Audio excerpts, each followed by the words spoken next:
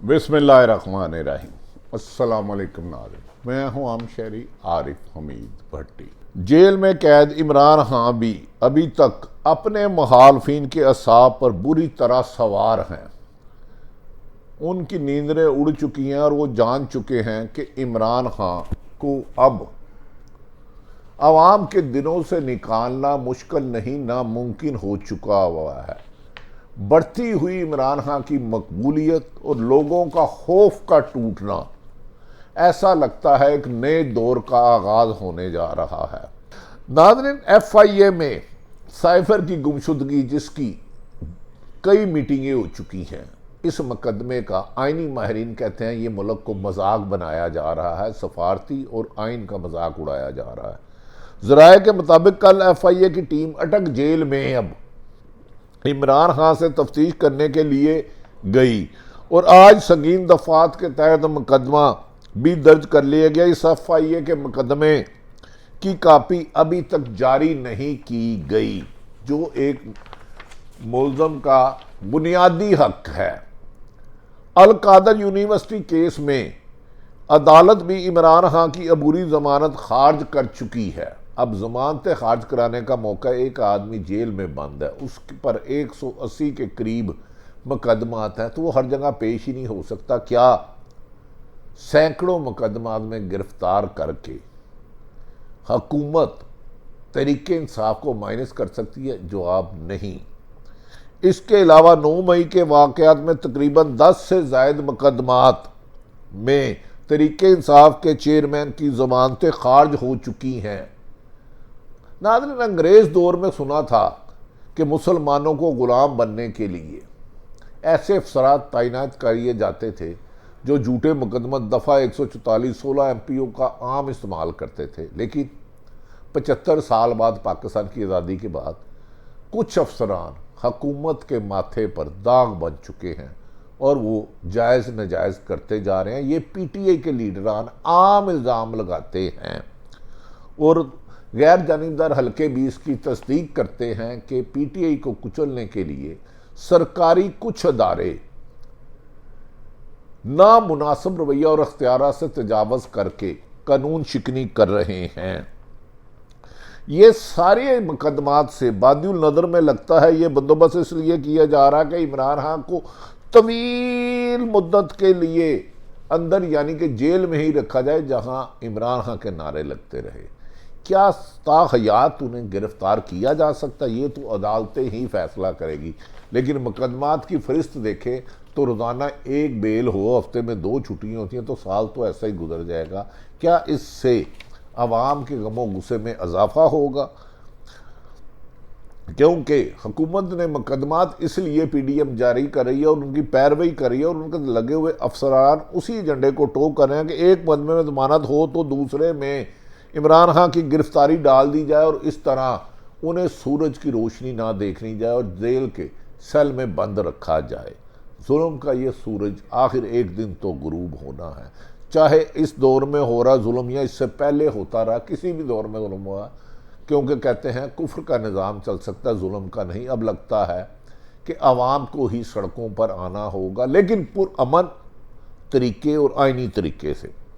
नाज़रीन, तरीके इंसाफ के खौफ से इलेक्शन कमीशन ने आम इंतखाबात के दौरान अन्नी पाई है। एक तो इलेक्शन कमीशन को अगर सिलेक्शन कमीशन भी कह दिया जाए तो गलत नहीं है, लेकिन कानूनी तौर पर उनका नाम इलेक्शन कमीशन है और हमें मजबूरन हक़ाइक़ के बरक्स आप इन्हें इलेक्शन कमीशन ही कहना पड़ा। आम इंतखाबात के दौरान मीडिया और NGO को हलकों के सर्वे करने पर पाबंदी लगा दी है।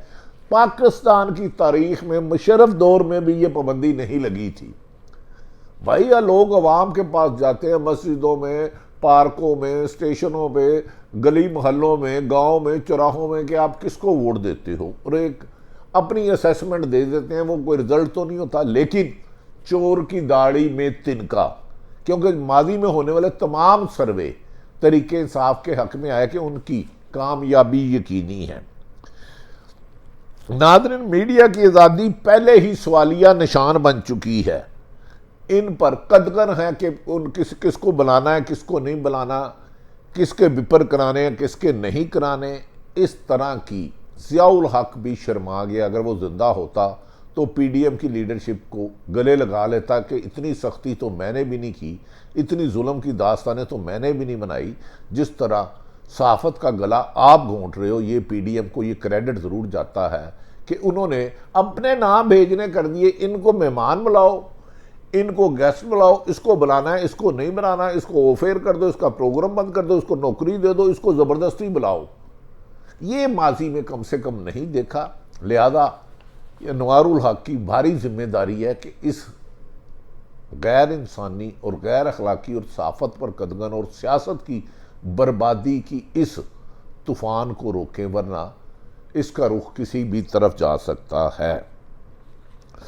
नाज़रीन, अगर ऐसे ही इलेक्शन कराने हैं कि जिसमें हकायक सामने ना आए, वोट किसी का डले और रिजल्ट किसका आए, कराने हैं, तो ये सारा ड्रामा रचाने की क्या ज़रूरत है।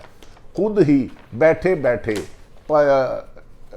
अवाम का अरबों रुपया लगाने की बजाय, हुकूमत का अरबों रुपया ले जाने की बजाय कागज़ों में ही इलेक्शन करा दे, ना पोलिंग एजेंट बनाए, ना इलेक्शन कराए और अनाउंस कर दे जो जीता, जिसको जिताना है उसके नाम पर्चियाँ डाल लें।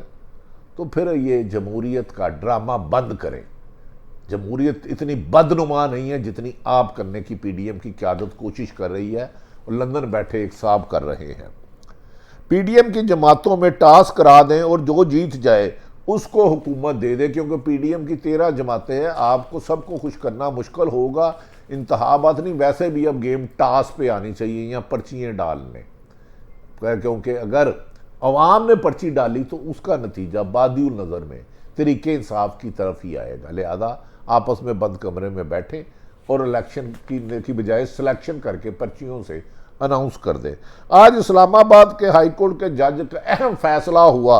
जस्टिस मोहतरम बाबर सत्तार ने शहरयार अफरीदी, जो पीटीए के लिए एक बहुत अच्छी, बहुत देर बाद खबर आई, शहरयार अफरीदी की नज़रबंदी को मुअत्तल करने का हुक्म फौरी तौर पर जारी कर दिया। साथ ही डिप्टी कमिश्नर इस्लामाबाद और एसएसपी को तौहीन अदालत की कार्रवाई का नोटिस भी जारी कर दिया। अरसा दराज से शहरयार अफरीदी जेल में थे, एक केस में बंद होता, फिर दूसरे केस में पकड़ लेते, फिर पकड़ लेते, कभी 16 एमपीओ के पास कर देते। 16 एमपीओ अंग्रेज करता था मुसलमानों को अपने जेर असर रखने के लिए। इसके साथ ही आज इस्लामाबाद हाई कोर्ट में जो समाअत हुई, इसने रियासत के खतकंडों को बेनकाब कर दिया है। किस तरह 16 बार शहरयार अफरीदी को गिरफ्तार किया गया और एक अदालत जमानत देती तो दूसरे मुकदमे में गिरफ्तार कर लिया जाता।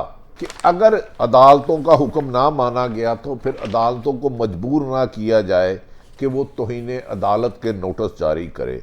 उन्होंने सख्त वार्निंग दी कि इंतज़ामिया गैर कानूनी गैर आइनी काम, इस्लामाबाद की इंतज़ामिया को वार्निंग दी, पुलिस और इंतज़ामिया को, कि आप मावरा आइन और मावरा कानून काम करने से बाज रहें और अदालतों की हुक्म धूली का सिलसिला रोके। आज बाबर सत्तार ने वो फैसला किया। उन 2 बंदों को रिहा मिला जो दर्जनों जमानत लेकर भी नए मुकदमे में गिरफ्तार हो जाते थे। तो अदालतें आखिरी उम्मीद की किरण हैं। 18 तारीख को चीफ जस्टिस सुप्रीम कोर्ट, जो अभी तक कोई बड़ा फैसला अपना 14 मई को इलेक्शन दे के पंजाब और के पे अमल दरामद ना करा सके, उन पर है कि नैब कवानीन में तरमीम करके खरबों रुपए मुबैना करप्शन में पीडीएम ने फैज़याब हुई है, वो उसकी भी समाअत है और 22 को इमरान खान की समाअत है।